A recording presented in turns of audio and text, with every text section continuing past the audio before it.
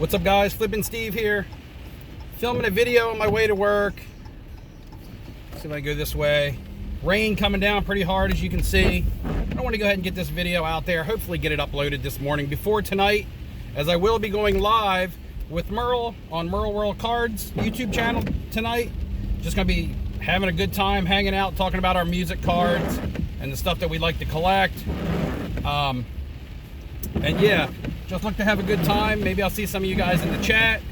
If this video doesn't upload today, then this is old news and you missed it, so go back and watch it. Car yelling at me to put my seatbelt on. So, what I really wanted to talk about is, like the title says, the hobby and real life, and where you draw the line. Where do they collide? Are they one and the same? And the more and more I think about it, you know, the hobby and real life is just one and the same, or has become one and the same. Like, you know, my life isn't the hobby, but what I mean is a lot of stuff in my real life revolves around the hobby, because the hobby is a big part of what I do. So what I mean by that is, as you all are well aware, my grandfather passed away. His funeral's Monday. The first person that I talked to about my grandfather was Dakota from Sports Cards Anonymous. On a personal level, he was the first person that I talked to. And a year, 2 years ago, this was someone that I didn't even know. And this is someone that I met through the community. I know that term gets thrown around. But anyway, my small part of the community. It's somebody that I met through YouTube, through what I do, you know, talking cards, had something in common. We became friends. Next thing you know, we're talking on a personal level. Which brings me to my live stream I had the other night with AIH, who's someone who may have lots of different opinions than other people, and that's absolutely fine. He actually said on his live stream last night, and this was a quote from him. I might mess the words up, so it might not be a quote, but I really respect it. He said that I state what I believe, but it doesn't necessarily always mean that I'm right. So a lot of the things that he says, you know, is what he believes, you know, and a lot of people are always like, oh, show me, show me, show me. But he says it's just what he believes. You know, he's not necessarily right. And you guys, as viewers of your favorite content creator channel, have a right to agree and disagree with who you want to disagree and agree with. But that's not why I'm here. This is not a debate thing. You know, I look back over my past couple years on YouTube, and I say when I started my channel, it was just completely an outlet. It was a way for me to talk about things that I love with other people who like the same thing and have things in common with me. Because not everybody in my personal life, my wife, my daughter, my mom, my friends at work, other than my little brother, not many of them care about sports cards or music cards or collectibles, period. So I created my channel as an outlet to talk with you guys. And I remember when I created my live stream, my very first night, I was nervous. I was like, man, I'm gonna go on here and I'm just gonna talk, and it's just me, raw and unfiltered. Are people really gonna care? Are people really gonna listen? And you guys did, and you guys know who you are. I can't mention just, you know, strictly names, but there's people I chat with regular on Instagram that have become friends. I may not have met you in real life, but I know you're going to show up to my live streams and you're going to be there and you're going to hang out and have a good time. I'm not even going to say there to support me. You're there to just hang out, regardless of what happens. You know, disagree, agree, fun, you know, whatever. And I look at some of the friends that I've made. Like I said, Dakota, who I talked with personally about my grandfather's passing recently. Dustin, the sports card dad now. You know, he'll always be the PF Dizzle in my mind, but, you know, invited me to his home to stay. And we had a good time and went to a card show and went to dinner with his family. Neo, who I went and hung out with in Atlanta and had hot chicken with him and Michael Ham and Neo's wife. Not to mention Michael Ham and Kent, Marvel card guy, who I met up with in Florida, and we went fishing. I mean, it extends past the hobby, you know, to where we've met up and done things that you would do with your everyday friends. You know, go out to a bar and have a drink.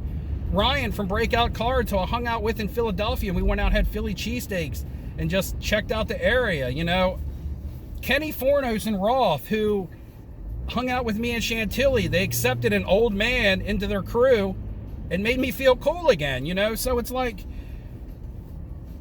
the relationships that you make, and a lot of people say, blah, blah, blah, it's overrated, community this, community that, I'm tired of it. And I'm not preaching the power of positivity, I'm not.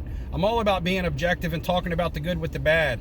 But I'm talking about my experience since I started my channel and where it has gone and things that have come out of it on a real life level, not just on a sports card buy, sell, trade, flip level. People talk about, you know, buying and selling and trading and collecting, and, you know, it's okay to sell your cards. It's okay to collect what you want. It's okay to sell a collectible. You can say, hey, I'm collecting this, but you never know what may happen. I just sold a big card of mine, full transparency, out of my collection. You know why? Because my only child, my daughter, has decided that she wants to have a wedding. She wants to get married. And guess who gets to pay for that? Dear old dad gets to pay for that. So you know what? I could use the hobby to help fund my daughter's wedding. Is that great? I do not have to go to my bank account to do it. I mean, I sell off one of my collectibles and boom, I'm able to fund my daughter's wedding without taking out a loan or anything like that. I mean, to me, that feels pretty daggone good, and that feels pretty daggone real life to me. And, you know, hopefully there's not anything I forget in this video, because this is a very passionate talk on my point, and my mind's racing, and I'm not scripted or anything like that. It's just, you know, the overlapping of your real life and your personal life into the hobby, it just happens, especially when you put yourself out there on a social media platform, and everybody doesn't have to disagree. And like I said, or agree. And like I said, I had AIH on the other night, and we had a great civil conversation. And one of the best things I took away from that conversation was the fact that he likes Linkin Park. And I thought that that was awesome, because that was something on a personal level. It automatically made me want to go out and find a Linkin Park card. Not because I wanted to say Linkin Park to the moon, but because I wanted to find a card to share with him, because that's what it's all about. Being personal and sharing your experiences and sharing your cards and showing your collectibles.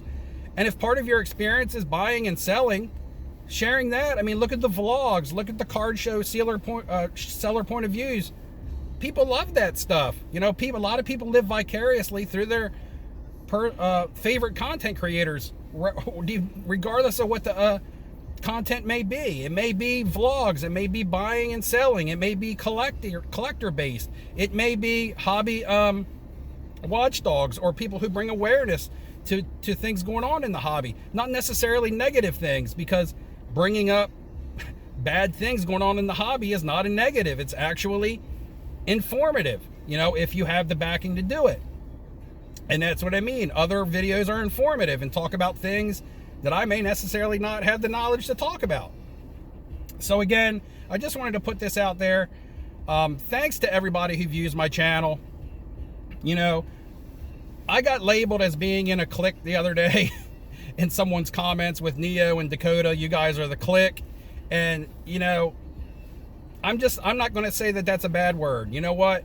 If people look at us and they recognize that we're friends that like to talk about the hobby and like to talk about the cards, and they want to label us a clique because that's what a clique is, then I'll accept that, and I will take that term and say, hey, that's cool. But by saying that, that doesn't mean that we're exclusive. Everyone is welcome. Everyone in my chat, everyone in my comments, you guys chime in, you join in. It's as if you're there, even if you're not one of the 3 big heads or 4 big heads or however many may be on the screen, but one of the big melons showing up. Sometimes it's just mine, like right now. Even if you're not one of us on the screen, it doesn't mean you're not one of us. You're still one of us. You're still one of the guys or gals hanging out. You're still kicking in the comments. You're still chilling out with us and having a good time. You're commenting. You're having your own conversations, which is great. And that's what this is all about. Whether it's entertainment, education, distraction, you know, you name it, whatever your case may be, while you go to YouTube and watch content. or why you even collect, or why you buy it, or why you sell. Maybe it's your livelihood. You know, not everybody has a career and a full-time job. Cards is a lot of people's livelihood. So again, you know, guys, thanks for viewing the channel. We're doing the national giveaway, and the reason why I do this national giveaway, and I have a lot of people contributing. Why are they contributing? Because they care. Because they care about the viewers, and they care about me, and they care about my giveaway being successful. So, you know, and I do the giveaway to get someone a chance to come out and to look at some cards and to meet someone that they never thought they may ever get to meet, whether it's an athlete or whether it's a YouTube content creator that's not even no big deal, no celebrity. Anybody of you guys out there can get behind, I'm not even going to say a camera, a telephone in my case, and talk about your experience in the hobby. And, you know, people will gravitate towards you because people have stuff in common. And tonight I'm going live with Merle World. Merle has become a friend of mine.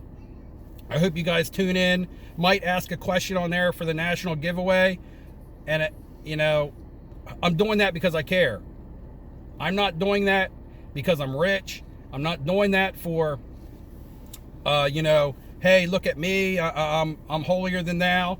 I'm doing it because I care, and because I want people to enjoy and have a good time in this hobby, whether it's good, bad, or indifferent, and to watch their favorite content creators and take away from it what they're hoping to take away from it, and hopefully you're fulfilled.